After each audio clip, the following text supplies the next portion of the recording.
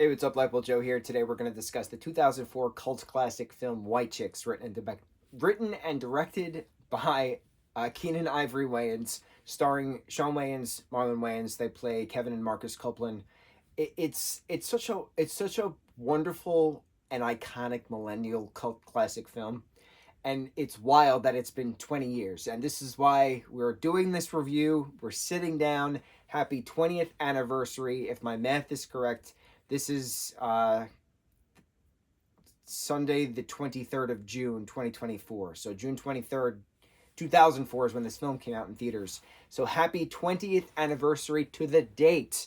I did not see this in 2004. I saw this in 2005. I was on a trip with, it was a youth trip with my brother and friends and our dads. It was like a guy's youth trip.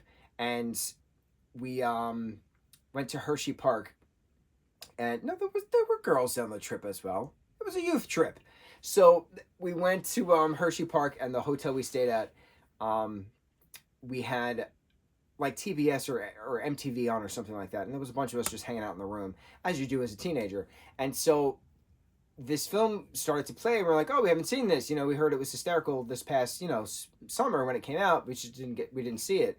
And we are laughing our butts off the entire time. And we knew what it was about. It was these two guys dressing up as girls, and they have to pretend to be girls to trick everybody to catch the potential kidnapper, right? So it's a logical plot, obviously. And my friend's dad, he comes into the room, and he just looks at us, he looks at the TV, and he goes, are those guys, or are they just really ugly girls? And we just laughed our asses off because it was just so funny from a dad's perspective who has no idea what we're watching. It was funny. Absolute hysterical moment, hysterical trip, very seared into my memory of just laughing with friends at that moment, watching White Chicks in our hotel room, and having horrible pizza, absolutely horrible pizza that we ordered and was delivered to the hotel. And we're from Long Island, so obviously we know pizza. And so we had this, and it was just wet cardboard with, it was awful, but it was one of the best memories I have from my youth. And I was 15 years old, excuse me. I was 15 years old in 2005 when we went on this trip, because the film came out in 04 and we didn't see it that year it came out. We saw it the summer after. Love it. So that's what's awesome about this film, right? The plot is so far-fetched and so wild. It's laughable because it's so far-fetched and it's so wild, but it has so much heart to it. And because it has so much heart to it, it brings so many people together to watch this and laugh our asses off together. You have these aha moments of cherishing your spouse. You have these aha moments of being proud of who you are and sticking to your guns and stuff like that.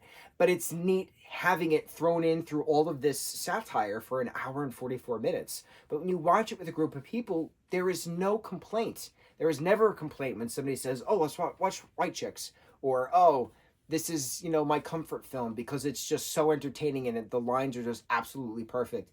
And it brings conversations to fruition, and it's wonderful.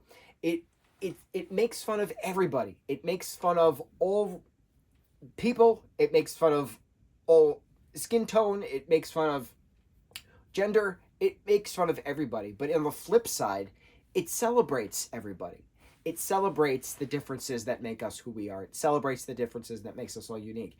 And it's such a wonderfully well-balanced comedic film, and it's just such an iconic moment in regards to having these scenes burned into your memory. Terry Crews dancing his ass off in the club, knowing now that wasn't choreographed. That was just Terry dancing. Makes it all the much better. There's a lot of scenes. There's a lot of moments in the trailer of this that aren't actually in the film.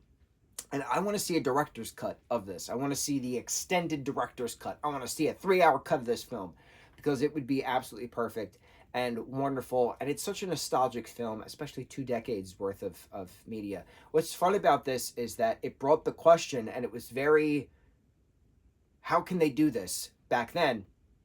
Because how do you have 2 black actors dress up as white women and have airbrush, peach color on them? Like, how do you do that? How do you whiteface someone if a white actor is not to blackface? When in the flip side, when a white actor, when a Caucasian actor of peach beigeish color, puts a brown or darker color on their skin, that's referencing as blackface.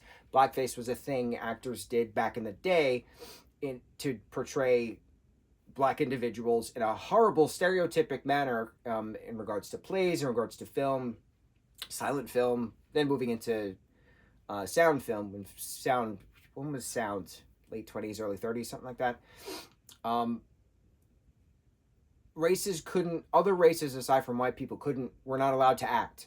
Basically, that's how Hollywood started. If you weren't white, you weren't allowed to act. And then eventually it changed, but there were still white actors painting themselves to represent a stereotypical Southerner or some kind of stereotype that was being perpetuated. So we don't do that now because that's racist, and it was racist then, and they did it then, and they shouldn't have done it then because everybody should have had the chance to act, but things were different, and we have progressed exponentially since then.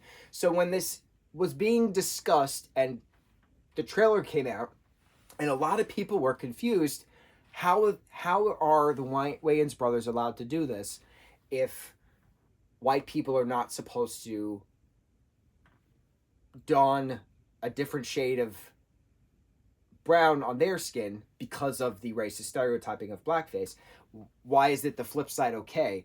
But does it matter? It doesn't matter, because every single person was a stereotype in this film. It wasn't just a singular stereotype of one specific ethnicity. It was a satire stereotype of all ethnicities. And that's what's wonderful about it, is that no one was safe. Everybody had a joke played in. And that's what's fun about it, is that we can all laugh about each other. Yes, my skin is white. I can laugh because my skin is white. I will understand something you will not understand, and vice versa, because of a skin tone variation and because of prejudice, because of something. When you have the stereotypical white girls being played by these big buff, well, they're not buff, but they're very in shape, athletic build individuals of the African descent, it's very entertaining watching that flip side, because it's making fun of everybody. Everybody was made fun of in this, and that's why I love this film. It talked about these things. It talked about the stereotypes. It talked about what's okay to do, what's not okay to do. Especially the car scene when they're all singing songs and then a song pops up, and we can't say that word. How could we say that word? Like, we have these conversations. This is an open dialogue film, and that's what's absolutely wonderful about it. That it is, in fact, an open dialogue film. That's why it's withstood the test of time, and that's why no white person is ever offended by it, because every single person is being made fun of in this film, and also being simultaneously celebrated in this film at the same time. This film is a pure example of duality. I absolutely love it. I absolutely champion this film because of its duality. It is a wonderful representation of how to do the proper thing. When you're making fun of somebody, you make fun of everybody. Nobody is excluded. Inclusion matters. Representation matters. And this film does it. Absolutely love it. We'll never stop watching this. I hope that they do a sequel. We've been wanting and begging for a sequel for years. Hasn't happened yet. But it might happen. Who knows? What could the story possibly be? Would it be the same Kevin and Marcus playing Tiffany and Brittany Wilson again? Who knows? Who knows? Maybe everybody has kids now, and the kids are now involved in portraying the other kids. Who knows? Who knows? Anything can happen. A wonderful kidnapping plot foiled by the FBI agents donning their female attire. Long live Brittany and Tiffany Wilson. Long live Marcus and Kevin Copeland. Wonderful brother duo they play in real life. Sean and Marlon playing the real life people, playing the characters, Marcus and Kevin Copeland. Wonderful. White Chicks, happy 20th anniversary. On to the next review. Mahalo.